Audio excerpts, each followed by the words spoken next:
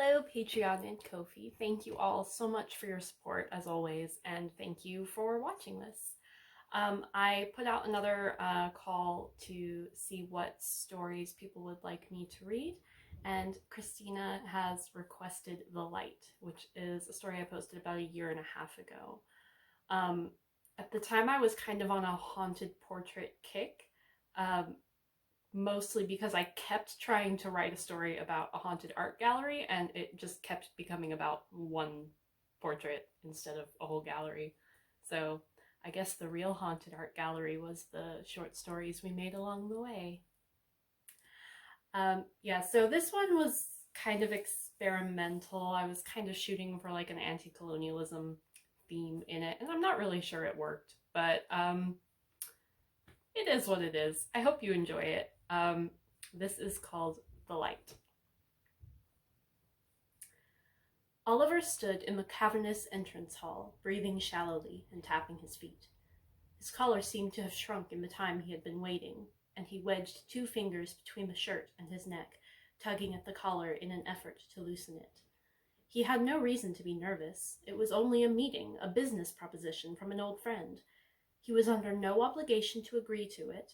He only needed to hear Peter out, thank him kindly for the opportunity, and turn it down. "Sorry to keep you waiting, Ollie," Peter said as he entered the hall.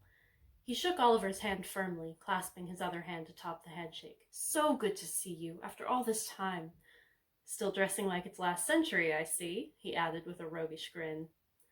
Oliver laughed sheepishly by way of reply, worrying at his collar again. Come in," Peter said, ushering Oliver into the parlor. "Have some tea, still 2 sugars?" "Please," Oliver nodded as he sat down. "How have things been oh, I've forgotten. Where were you this time?" Peter chuckled as he passed Oliver a gilded, rose-covered teacup. "Don't worry, I can hardly keep up with me myself. It was Portugal, I think, after the last time I saw you. Then West Africa and around the Cape on to India." "Goodness." Oliver's eyes widened, and he blinked several times before taking a sip of tea. "You really ought to get out and see the world, Ollie," Peter said, a romantic breathlessness coloring his voice. Everything he said seemed like a dramatic declaration from an adventurous stage hero. There are miraculous things out there. Oliver hummed thoughtfully into his teacup. Peter laughed. "I've not asked you here to propose shipping you off to India. No need to fuss. I know you better than that." The delicate cup and saucer clinked as Oliver set them on the table. He looked up at Peter, whose sparkling dark eyes and charming smile were going to be very difficult to turn down. "Anyway," Peter sighed, leaning back on the chaise, "I don't want to talk business right off the bat. Would you like to see what I've brought back from India?" They walked down a corridor of dark wood, illuminated by electric lamps. The walls of both sides were lined with paintings. Stories told so fast the words had no space between them flowed from Peter's mouth as they strolled, weaving a multifaceted tapestry of the sensory experiences of his travels rather than the specific events. Oliver's eyes skated over the paintings of Peter's ancestors and family members, still life scenes of food and flowers, exotic landscapes, and gardens in the back of castles and stately manor houses. He stopped at one portrait without realizing he had. Peter continued walking forward, his words becoming more distant and muffled as Oliver's eyes remained fixed on one point. It was a portrait of a young girl, her face upturned toward a source of light above the painter's head. She looked somewhat apprehensive, holding taut the strings that tied her bonnet as faint frown lines creased her brow. But it was not the girl that held Oliver's attention. It was the man behind her. The background was faint, but there was a garden path, neither narrow nor wide, visible behind the girl, leading to a small wooden gate behind which the man stood. It was difficult to tell if the man was looking at the girl or the light above her. His face was sallow and gaunt, and his head-to-toe black attire made his face appear paler. His icy gray eyes were hungry. "Ollie!" Peter's voice echoed from further down the hall. Oliver tore his eyes from the portrait and half ran to catch up with Peter.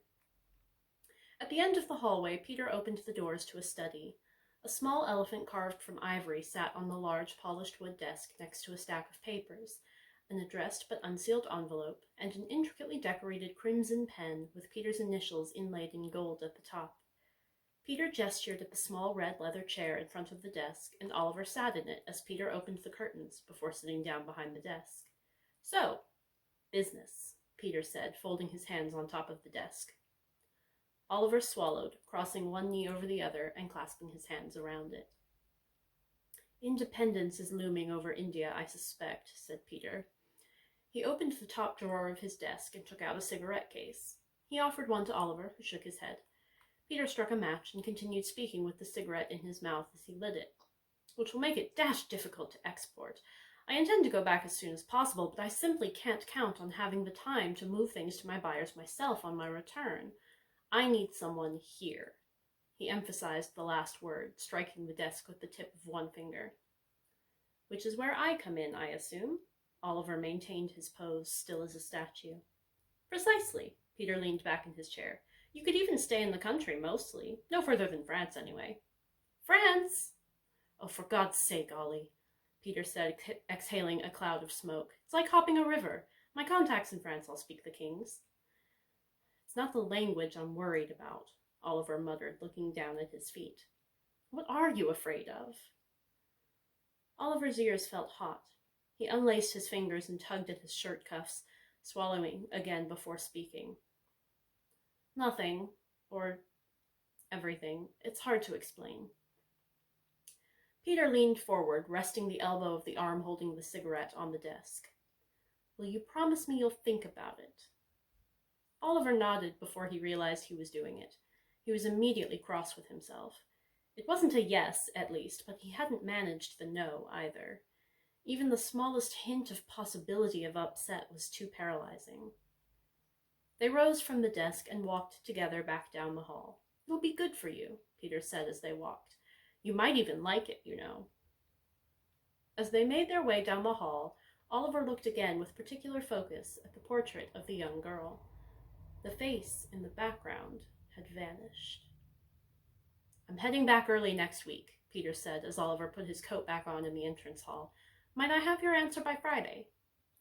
"Yes, of course," Oliver said, his mind already spinning with ways to turn Peter down. "Very good." Peter clapped Oliver's shoulder jovially. "See you then." A taxicab waited for Oliver outside the house, but he waved it on. The walk would rid him of the relentless, restless energy building pressure inside him. It was true what he had said to Peter. He was afraid, but unsure what he feared.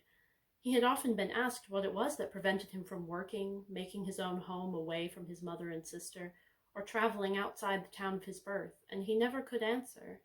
It was not exactly a fear of anything going wrong, but more a fear of taking action in the first place. As such, there was no logical reason for the fear, not one he could articulate to those who asked. Yet the fear remained. He approached the restaurant at which he was meant to meet his sister Adelaide for dinner. He suspected she was so delighted that he'd agreed to leave the house to meet Peter that she intended to prolong his time out of the house as much as possible. She was forever making a fuss about her younger brother, but even more so lately, as she was soon to be married and leave for the north. Oliver wasn't sure if he was sad to see her go, or relieved that one fewer person would be around to hound him. Peering through the large window to see if Adelaide had already arrived, he caught the reflection of the street scene. He saw himself, his slicked brown hair slightly darkened by sweat at the temples, and his starched white collar sticking up from beneath his navy blue wool coat. The flow of people around him did not stop, but he saw a man dressed all in black stopped further down the street, seemingly looking at him. He turned to look into the actual street rather than its reflection, but he could not see the man. When he looked back at the reflection, he could not find him again. Casting his gaze downwards, he continued walking briskly all the way home. He ignored his mother's question of why he wasn't at dinner with Adelaide as he entered, and made his way directly up the stairs and into his bedroom. He dressed for bed with his eyes half shut, but when he put out the light and lay down in bed, his eyes could not close. The next morning he awoke with a pounding headache. He stumbled his way into the bathroom and splashed cold water on his face. Rising from the basin, he almost could not dare to look into the mirror. He slowly raised his eyes, but saw only himself reflected, water dripping off his face. He inspected every corner of the mirror as he patted his face dry. Somewhat relieved, he turned on the taps to run himself a bath. Steam rose from the hot water and filled the room, quickly fogging the mirror and giving the tile a clouded, misty quality. He turned off the taps, sank into the tub, closed his eyes, and allowed himself to relax. He did not know how much time had passed, but the pain in his head subsided and a hint of chill began to creep into the water. He sat up and took his flannel from the side of the tub. As he wiped the sweat off his face, he saw something round and bright in the tile on the wall across from him. He dropped the flannel and turned around. There was nothing on the wall. He looked more closely at the tile in front of him, but only the wavy reflection of his own face looked back at him. Dried and dressed, he walked downstairs to the dining room. Adelaide and their mother were already seated at the table, eating their breakfast. "Oliver, what is wrong with you?" his mother asked, frowning as she cracked the top of an egg with her spoon. "Pardon?" Oliver's hands shook as he sat down. "You went to bed early without a word, and you abandoned your sister in town." Adelaide scoffed. "He didn't abandon me. I'm sure he was just overwhelmed and wanted to come home right away. Didn't you, Oliver?" She looked at him without an ounce of reproach. He couldn't help but mirror her small, gentle smile. "That's no excuse," their mother said, her sour expression remaining firm. "You have got to get over this nonsense." Oliver picked up the glass of water next to his place and took a long sip. "What did Peter want?" Adelaide asked, raising her voice over their mother's continued grumblings. Glancing into and through the bottom of his glass before setting it down, Oliver saw a skeletal face in the swirls of the tablecloth. He gasped, choking on the water he'd suddenly inhaled, and hastily set the glass down. Adelaide rose to her feet so quickly her chair fell behind her. She ran to Oliver and patted his back as he coughed. He saw nothing in the tablecloth beyond the damask pattern. "Oliver, are you all right?" Regaining his breath, he reassured his sister. "Yes, I'm going for a walk." Without looking up at his sister or waiting for another word, he immediately turned around and left the house, grabbing a blue coat off the rack in the hall without pausing. He tried to put the coat on as he walked, but realized too late that it was Adelaide's. He folded the coat over his arm and kept walking. It was cold outside, but a pleasant cold to most people, the kind of autumnal cold in which you'd rather have a coat, but not miss it too much if you didn't have one.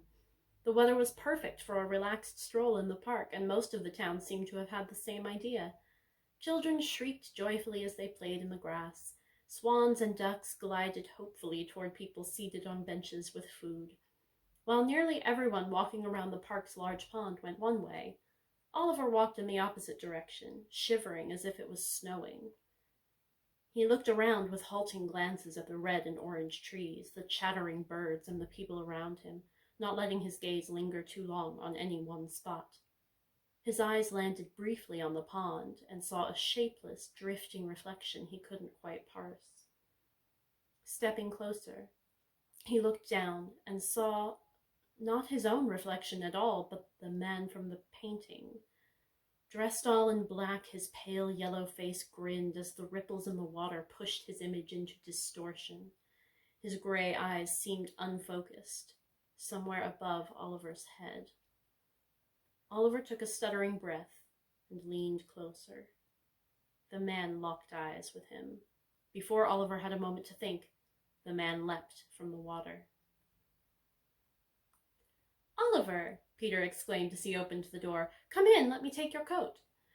Without waiting for a response, Peter herded him through the door and removed his black coat, hanging it on a rack. "I hate to rush you, old chap," Peter continued, "but I'm simply too impatient. I must know." He took a deep breath, looking straight into the eyes of the man in front of him. "What do you say, Ollie?" "I'd be delighted, Peter," he replied with a wide grin. Peter beamed and clapped him on the shoulder. "Good man, good man! Come!" They walked down the painting-lined corridor as Peter excitedly began detailing Oliver's first assignments, derailing into stories about his clients and pieces of art he'd previously picked up abroad. Once again, Peter kept walking as his companion paused in front of the portrait of the young girl. In the background of the painting, Oliver stood at the garden gate, dressed all in black, gazing up at the light above the girl's head with a mixture of awe and terror. "Ollie," Peter's voice came from the end of the corridor, "are you ready to get started?" "I've never been more ready in my life," the thing that wore Oliver's face replied. Good night, everybody.